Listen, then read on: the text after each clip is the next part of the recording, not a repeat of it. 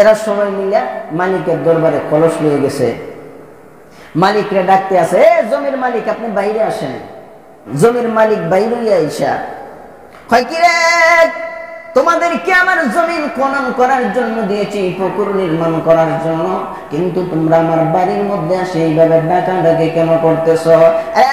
জমির মালিক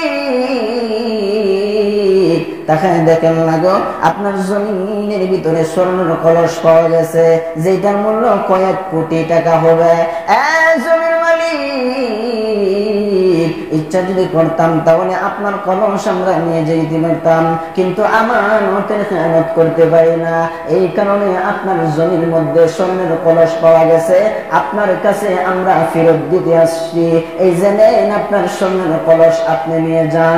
জমির মালিক বলে, না, আমার এই কলস হতে পারে না, কারণ হইল জমিটা আমি আরেকজনের কাছ থেকে কিনেছি।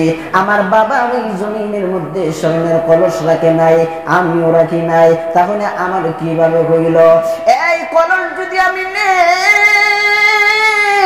কিয়ামতের আদালতে আল্লাহ যদি জিজ্ঞাসা করে, জমি ক্রেতা, তোমার বাবা ওই জমিতে স্বর্ণের কলস রাখে নাই, তুমি কোনদিন রাখো নাই, এই স্বর্ণের কলস কার? স্বর্ণের কলস উপভোগ করলা তুমি, কার আমানতের খেয়ানত করলা তুমি? আমি আল্লাহর কাছে জবাবদিহিতা করো। শ্রমিকেরা, আমি এই আমানত খেয়ানত করতে পারবো না, এই স্বর্ণের কলস যেহেতু আমার না, আমি গ্রহণ করতে পারবো না। শ্রমিকেরা বলে, তাইলে কি করব? আমরাও তো নিতে পারবো না, আমানতের খেয়ানত আমরাও করতে পারবো না, নেন আপনার স্বর্ণের কলস, আপনি যাই করেন না কেন। আমরা অবস্থা লিখিত হইতো, আমরা যদি স্বর্ণের কলস পাইতাম তাইলে আমার জমি কিনছি আমি, উপরেও আমার, নিচেও আমার, যা পাই সবই আমার। কি বলেন, ঠিক না? কিন্তু এই লোকে চিন্তা করলো, রে, এই জমির নিচে তো আমি কোনোদিন স্বর্ণের কলস রাখছি না, আমার বাপ দাদা রাখছে না, কারণ এই জমি আমি কিনছি, সুতরাং এই জমি যার, স্বর্ণের কলস হবে তার।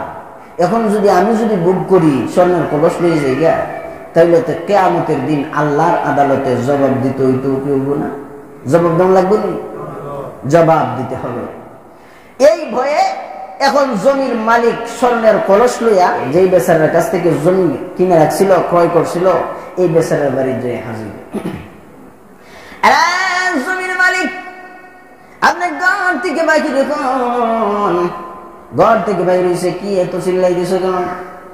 এত কেন চিল্লাইতেছি জানো না? তুমি যে আমার কাছে জমি বিক্রি করেছ, এই কলস যে জমির